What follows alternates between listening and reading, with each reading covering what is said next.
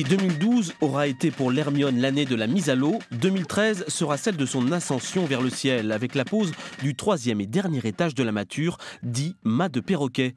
Dans la plus pure tradition, le hissage des vergues et des pièces de mât s'est effectué au cabestan manuel. Une performance quand on sait que la grande vergue pèse 3,5 tonnes pour 25 mètres de long. L'Hermione affiche désormais 47 mètres de tirant d'air, l'équivalent d'un immeuble de 16 étages. Ça va donner un peu les dimensions de la mâture de ces navires qui étaient à l'époque les plus rapides sur Terre. Des navires de guerre, des navires de chasse, des navires qui devaient être très rapides, plus rapides que tous les navires marchands, plus rapides que les autres navires de guerre, les navires des vaisseaux de ligne notamment, soit pour échapper, soit pour chasser. Donc c'était des navires de course. Débuté en 1997, le chantier n'aura donc jamais été aussi près de la fin. En revanche, l'objectif de lancer l'Hermione dans sa traversée de l'Atlantique est encore dans le brouillard. Les 5 millions d'euros nécessaires à l'aventure manquent toujours à l'appel.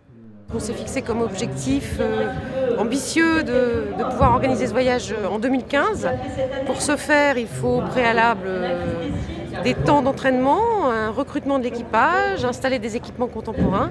Et pour le moment, nous n'avons pas réuni les financements encore adéquats. Donc on communiquera au courant du mois de juin, mais on espère très fort avoir d'ici là des promesses de mécènes. En attendant sa voilure prévue pour être posée au printemps 2014, l'Hermione a déjà reçu son pavillon français de 54 mètres carrés, offert par une délégation de la frégate Lafayette.